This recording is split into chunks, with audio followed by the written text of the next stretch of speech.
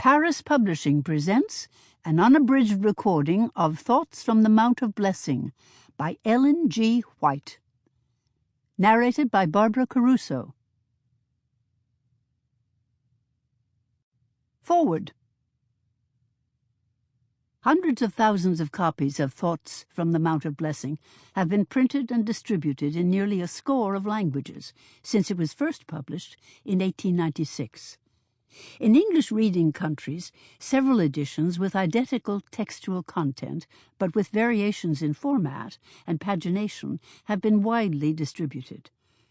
To eliminate confusion in the use of the volume in reference work, a standard page has been adopted, which will serve as the basis of present and subsequent printings. In several former editions, in an endeavor to achieve a certain format, selections from verses of poetry were, with the consent of the author, inserted by the publishers in a number of places throughout the text. In this edition, only poetry selected and made a part of the text by the author herself is retained. The addition of both scripture and subject indexes makes this volume more useful. That the lessons drawn from the teachings of the Master herein set forth may continue to enlighten, encourage, and bless mankind is a sincere wish of the publishers and the trustees of the Ellen G. White Publications, Washington, D.C., June 22, 1955.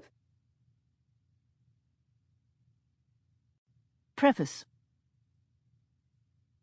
The Sermon on the Mount is heaven's benediction to the world, a voice from the throne of God.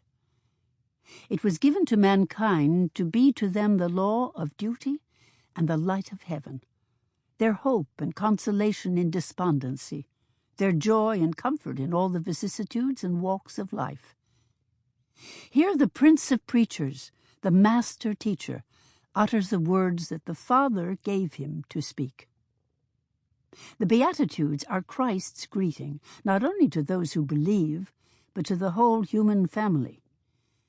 He seems to have forgotten for a moment that he is in the world, not in heaven, and he uses the familiar salutation of the world of light.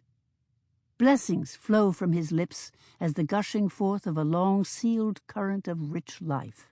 Christ leaves us in no doubt as to the traits of character that he will always recognize and bless. From the ambitious favorites of the world, he turns to those whom they disown, pronouncing all blessed who receive his light and life. To the poor in spirit, the meek, the lowly, the sorrowful. Sample complete. Ready to continue?